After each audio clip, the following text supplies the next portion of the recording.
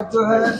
अब्बास अंसारी को supreme court से राहत मिली है। कल वो अपने पिता के फातिहा में शामिल हुए। इसको लेकर परिवार का आप लोग का क्या रिएक्शन रहेगा? माननीय सर्वोच्च न्यायालय ने एक याचिका दाखिल हुई थी, उसमें अब्बास अंसारी को जब उनके पिता मुख्तार अंसारी साहब उनकी मिट्टी हुई तो उसमें वो शामिल नहीं हो सके थे। और आज सुनवाई हुई तो चूँकि कल उनका फातिहा है 10वीं का, तो माननीय सर्वोच्च न्यायालय ने उस फातिहे में उनको शिरकत करने के लिए इजाज़त दे दी है। अब रमज़ान का महीना है, फजर की अज़ान होती है सूर्योदय से पहले, और फजर की नमाज के फ़ौरन बाद कुरान शरीफ की तिलावत का सिलसिला यहाँ शुरू हो जाएगा। और महिलाएं अंदर पढ़ती हैं और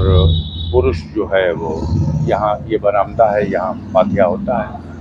यहाँ फातिहा पढ़ेंगे। ये दिन भर ये कुरान के पढ़ने का सिलसिला जारी रहेगा और सूर्यास्त से पहले ये पढ़ने का सिलसिला बंद करके और मगरिब की अज़ान के साथ रोज़ा अफ्तार होगा। और फिर दिन भर में जो कुरान शरीफ पढ़ी गई, जितने पारे और जितने ख़त्म, वो सब कलेक्ट करके एक जगह उसको तरतीब दे के लिखा जाएगा। और फिर हाफिज़ जी और मौलाना साहब, ये लोग सब लोग, परिवार के सारे लोग मज़ार शरीफ पे जा कर के, उनकी कब्र पर जा कर के फातिहा पढ़ कर के और जो कुरान पढ़ी गई है उसको बख्श देंगे और अल्लाह से दुआ करेंगे कि इसका सवाब जो है उनके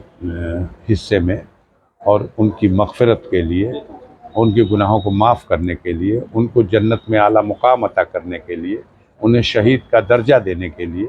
ये सब दुआ मांगी जाएगी। ये प्रोग्राम कल का है। कल के इस प्रोग्राम में अब्बास के शामिल हो जाने की वजह से परिजनों को बहुत राहत हुई है। एक कमी खलती थी, वो मुख्तार का बड़ा बेटा है और ये बेबसी थी कि वो शिरकत नहीं कर सका मिट्टी में, न उनके दफन करने के जनाजे में, न नमाज जनाजा में। अब ये 10वीं के फातिहे में शामिल होगा। 12 तारीख़ को जो 13वां दिन हो जा रहा, चूँकि 30 तारीख़ को दफन हुए थे, तो 30 तारीख़ के 13वें दिन यानी 12 तारीख़ को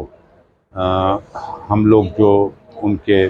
मग़फ़िरत के लिए दुआए ख़ास यहाँ फैमिली के सारे लोग करेंगे, उसमें भी वो शिरकत करेंगे। और 11 तारीख़ ईद का दिन है, तो ईद के दिन हम लोग इस ईद को एक खुशी का त्यौहार या हर्षोल्लास का त्यौहार नहीं मना पाएंगे। ये सभी धर्मों में होता है कि जिस त्यौहार के मौके पर परिवार में कोई ऐसी मौत हो जाती है तो उस त्यौहार को, उसको खुशी के रूप में तो नहीं मनाया जा सकता, वो एक रस्म होगी। क्योंकि ईद का दिन एक रमज़ान की इबादत के सिले में अल्लाह के तरफ से इनाम देने का दिन है, इबादतों का के एवज़ में इनाम का, मग़फ़िरत का, बख्शिश का दिन है। इसलिए उस त्यौहार को तो सबको मनाना ही है, लेकिन हम सादगी के साथ उसको, और अब्बास चूँकि इजाज़त मिल गई है तो 11 तारीख़ को भी हम लोगों के साथ अपने वालिद के मग़फ़िरत की दुआ और अपने परिवार के लोगों के साथ सादगी के साथ इस ईद की रस्म को भी, जो पहली ऐसी ईद होगी जब मुख्तार साहब इस दुनिया में नहीं रहे, और वो ईद फैमिली इस तरह से मनाएगी, तो उसमें भी शिरकत करेंगे। हम लोग उम्मीद करते हैं कि जो माननीय सर्वोच्च न्यायालय का आदेश है उसके क्रम में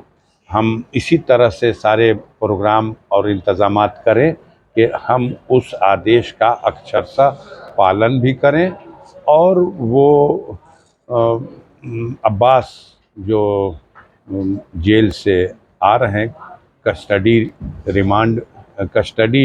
पेरोल उनको जो ग्रांट हुई है वो उस अवधि में अपने परिजनों से, रिश्तेदारों से या ऐसे तमाम घर परिवार या पड़ोस के जो ऐसे लोग हैं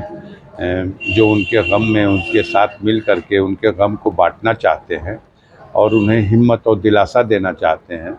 और उनके लिए दुआ करना चाहते हैं, हम सब लोग मिल कर के इसको मनाएंगे,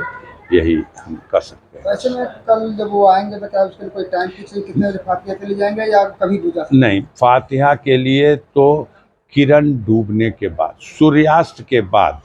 और फातिहा शुरू होने का जो कुरान शरीफ की तिलावत शुरू होने का जो वक्त है वो सूर्योदय से पूर्व, सूर्योदय से पूर्व फजर की अजान के बाद फजर की नमाज और नमाज के बाद कुरान शरीफ की तिलावत शुरू हो जाएगी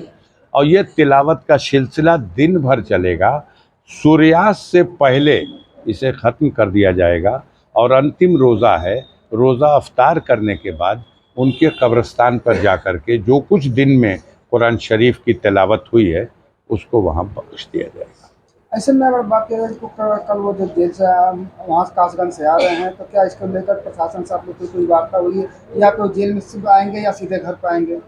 अब ये हम बता नहीं सकते, जो आदेश है उसके हिसाब से प्रशासन के लोग भी उसका अनुपालन करेंगे, हम लोग भी पूरा सहयोग करके उसका अनुपालन करने की कोशिश करेंगे। हम आम लोगों से ये अपील करेंगे कि इस मौके पर अनावश्यक भीड़ भाड़ की भी ज़रूरत नहीं है। जो सगे संबंधी हैं, रिश्ते नाते वाले हैं, हमारे पड़ोसी हैं, बस हम लोग इसको, चूँकि अब्बास की मौजूदगी में बहुत भीड़ भाड़ लगे और एक फिर कोई न कोई इस बात को लेकर के प्रशासन या किसी के लिए एक तनाव बने, हम ऐसा नहीं चाहेंगे। हम अपील करेंगे सबसे, मेरी गुजारिश होगी आपके माध्यम से कि सब लोग इसमें सहयोग करें। इसको वो अपने परिवार में, अपने बीवी बच्चों के पास, अपने भाई से मिलने, अपने घर वालों से मिलने, आप सब लोग जो उनसे मोहब्बत कर रहे हैं सब से मिलने की गरज से आ रहा है। लेकिन ये ध्यान रहे कि ऐसे माहौल में एक वक्त भीड़ लगा देना भी हम लोगों के लिए एक परेशानी का सबब पैदा होगा। इसमें मेहरबानी करके भीड़ न लगाई जाए, अनावश्यक कोई ऐसा काम न किया जाए, कोई किसी तरह की अपनी तरफ से ऐसी हरकत न की जाए जो किसी को शिकायत करने का किसी तरह का कोई मौका मिले, क्योंकि अदालत के आदेश से ये सहूलत मिली हुई है, तो हमें अदालत के आदेश का भी सम्मान करना है और अपना जो आ रहा है एक परिवार का एक सदस्य, उसके गम को हमें बांटने की कोशिश करना है, उसे दिलासा देना है। उसके वालिद मोहतरम का इंतकाल हुआ है और वो पहली बार आ रहा, हम समझ सकते हैं उसके दिल पर क्या बीत रही होगी। तो हम सब लोगों को इस बात का लिहाज रखना है।